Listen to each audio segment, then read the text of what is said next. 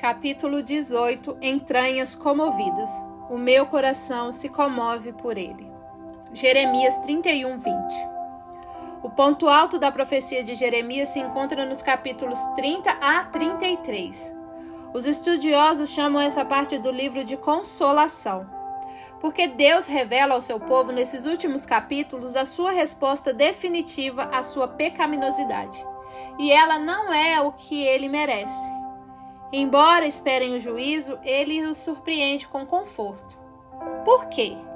Porque ele os colocou em seu coração e não tem jeito de sair de lá, nem pecando. Com eterno amor te amei, ele lhes assegura. Jeremias 31, 3. O que veio antes do livro da consolação? 29 capítulos da recapitalização sórdida da pecaminosidade de Israel. Para escolher algumas citações exemplificativas do capítulo de abertura.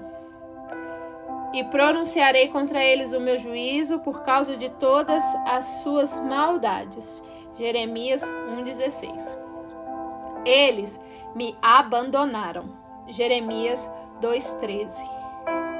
Manchastes a terra com a tua prostituição e com a tua maldade. Jeremias 3,2. Até quando abrigarás em ti planos malignos?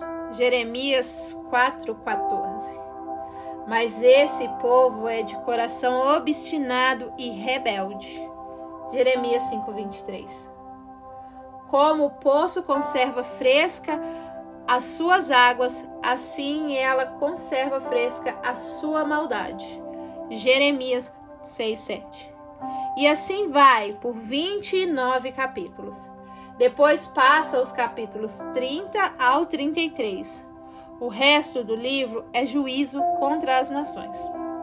Todavia, aqui no centro do livro, o pináculo de onde todos os 52 capítulos do livro podem ser vistos, é o livro da consolação. Dentre esses 4 capítulos, talvez o texto que melhor se resume seja o capítulo 31, verso 20. Não é Efraim meu filho querido? O filho em que me alegro? Pois cada vez que falo dele, lembro-me dele com apreço. Por isso, meu coração se comove por ele. E lhe mostrarei a minha grande compaixão, diz o Senhor.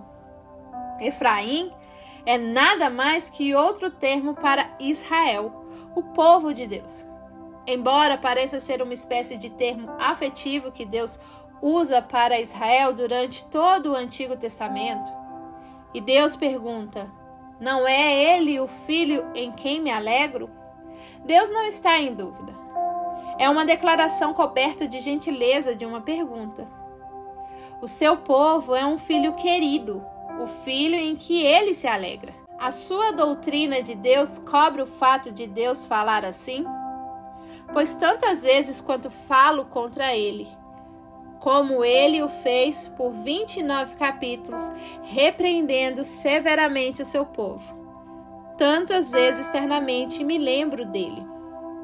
Lembrar aqui não é uma mera faculdade da memória. É Deus quem está falando. Ele é onisciente. Ele vê toda a verdade sobre as coisas em todos os tempos na sua mente, com o mesmo perfeito conhecimento. Lembrar aqui é um termo pactual, é relacional.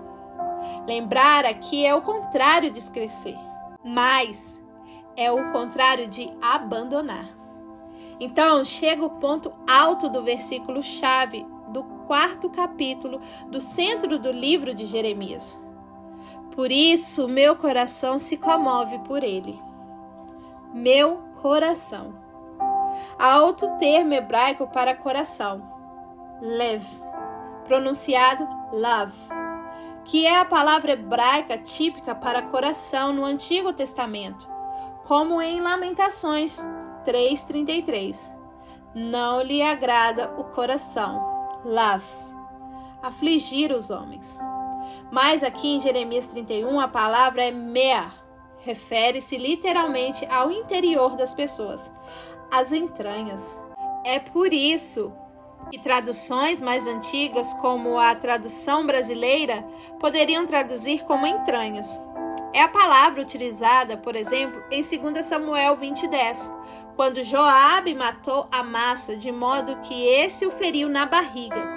Suas entranhas se espalharam no chão e ele morreu de um só golpe.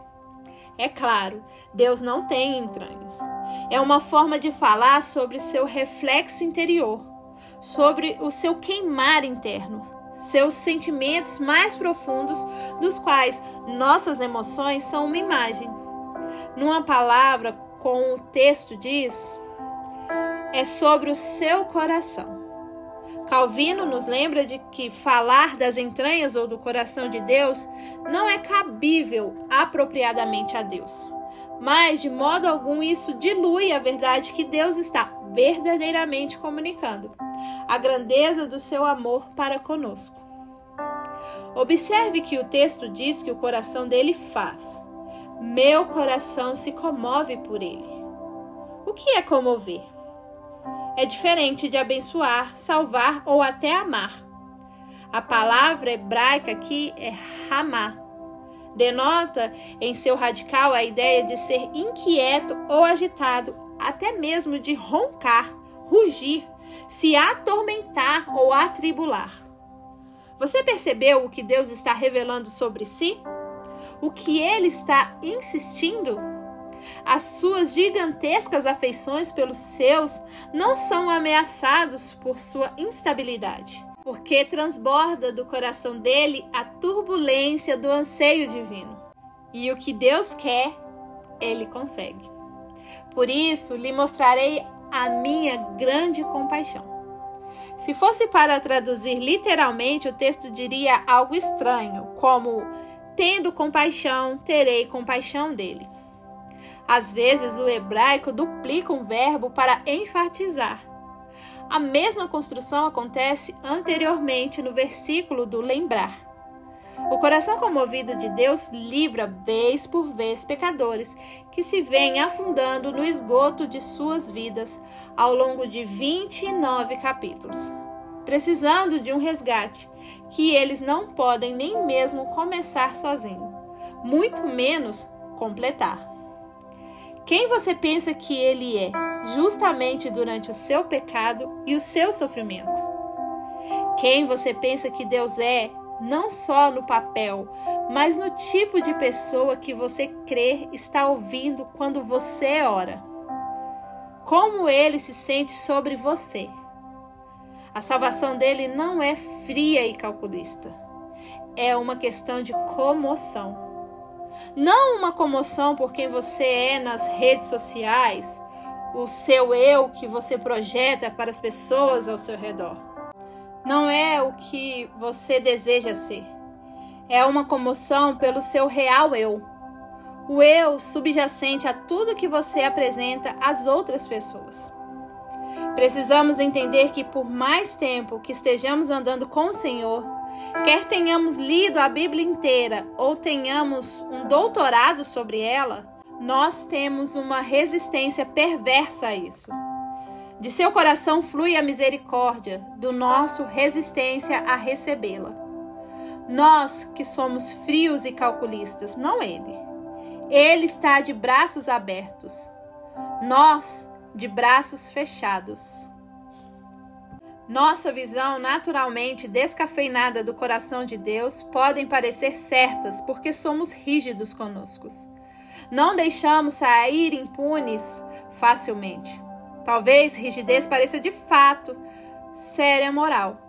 Porém, essa fuga do coração comovido de Deus não reflete o testemunho das Escrituras sobre como Deus se sente sobre os seus.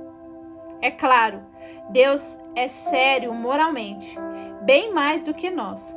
Mas a Bíblia nos toma pela mão e nos tira o sentimento de que o coração dele vacila de acordo com a nossa amabilidade. O coração de Deus confunde as nossas intuições de quem ele é. Thomas Goodwin cita Jeremias 31:20 e então deduz que, se isso é verdade para Deus, quanto mais seria de Cristo. Ele explica que um texto desses poderia nos fornecer as poderosas consolações e encorajamentos. na presença de muitos pecados nas nossas vidas. Há consolação para tais enfermidades, na medida em que os teus próprios pecados lhe comovem mais a compaixão que a ira. Cristo toma o seu lado e longe está de se provocar contra você, já que toda sua ira se tornou contra o seu pecado para arruiná-lo. Sim, a sua compaixão cresce ainda mais por você, assim como o coração de um pai trata um filho com uma enfermidade incurável ou como alguém trata o membro de seu corpo que tem lepra. Ele não odeia o membro, pois faz parte da sua carne, mas sim a doença, e isso suscita compaixão pela parte afetada ainda mais. O que ficará em nosso caminho se nossos pecados, que são tanto contra Cristo quanto contra nós, se tornam motivo para Ele se compadecer ainda mais de nós? Goodwin explica que nossas misericórdias e compaixão são suscitadas à proporção que mais amamos a pessoa envolvida. Quanto maior a misericórdia, maior é a compaixão pela parte amada. Agora, de todas as misericórdias, o pecado é a maior. Cristo nos trata assim. Como então Ele responde a tanta feiura em nossas vidas? E Ele, amando as suas pessoas e odiando apenas o pecado, todo o seu ódio recai sobre o pecado, para lhe libertar da sua ruína e destruição. Por outro lado, suas afeições são mais ainda atraídas a você, tanto se você estiver sobre o pecado, quanto se você estiver sobre qualquer outra aflição. Por isso, não tema. Alguns de nós separam nossos pecados de nosso sofrimento. Somos culpados pelos nossos pecados, afinal, sendo que, em boa parte, nosso sofrimento, em contrapartida, é simplesmente o que recai sobre nós neste mundo arruinado pela queda. Então, tendemos a ter maior dificuldade de esperar a gentil compaixão de Deus por nossos pecados, da mesma forma que com nossos sofrimentos.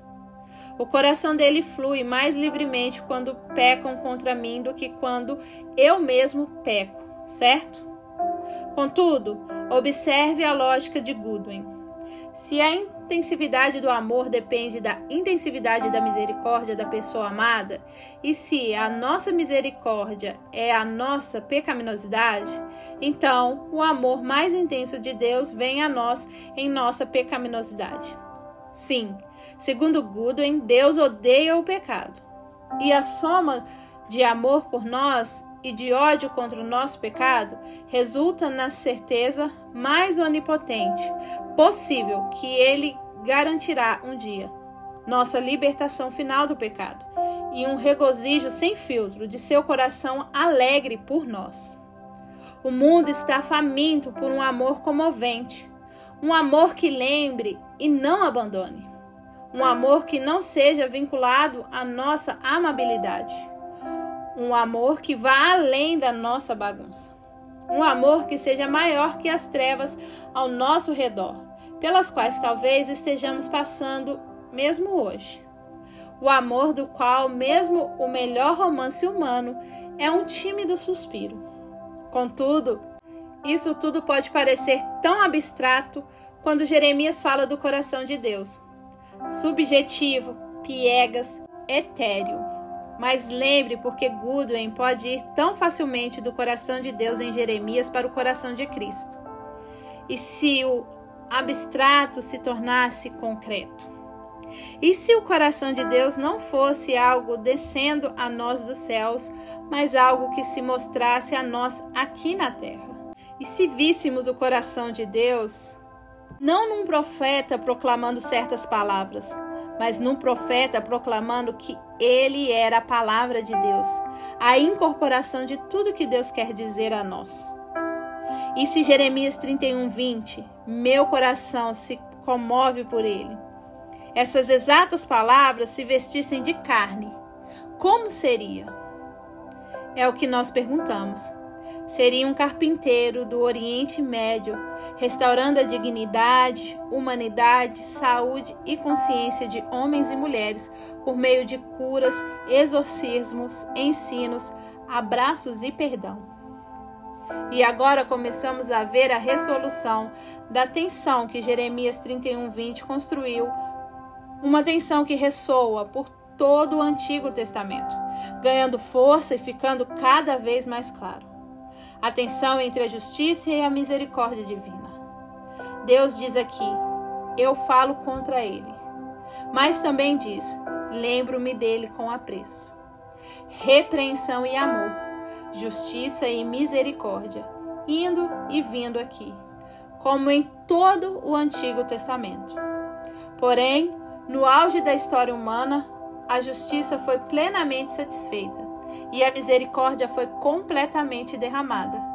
Ao mesmo tempo, quando o Pai enviou o seu eterno Filho querido e seu Filho em quem se alegra, para uma cruz romana, onde Deus realmente falou contra ele, onde Jesus Cristo derramou o seu sangue, o inocente pelos culpados, de modo que Deus pudesse dizer para nós, lembro-me dele com apreço, até mesmo quando ele abandonou Jesus.